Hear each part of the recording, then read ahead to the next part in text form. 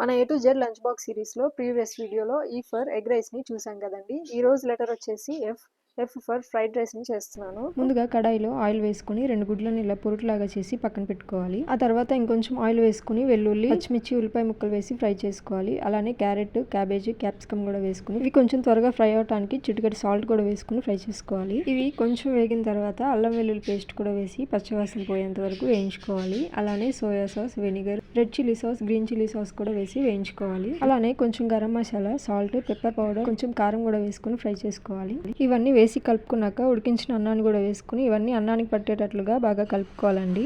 ఈ అన్నం అంతా బాగా కలుపుకున్న తర్వాత ముందుగా వేయించిన గుడ్లు, కొత్తిమీర, అలానే స్ప్రింగ్ ఆనియన్ కూడా వేసుకుని ఇదంతా కలుపుకుని స్టవ్ ఆఫ్ చేసుకోవడమే. ఇంకింతేనండి, టేస్టీగా ఉండే ఫ్రైడ్ రైస్ రెడీ అయిపోయింది. నేనైతే ఈ ఫ్రైడ్ రైస్ని కొంచెం స్పైసీగానే చేశానండి. మీరు పిల్లలకి లంచ్ బాక్స్లో పెట్టేటప్పుడు కొంచెం చూసి స్పైసెస్ని యాడ్ చేసుకుంటే సరిపోతుంది. మరొక లంచ్ బాక్స్ రెసిపీతో మళ్ళీ కలుస్తానండి. థ్యాంక్ యూ అండి.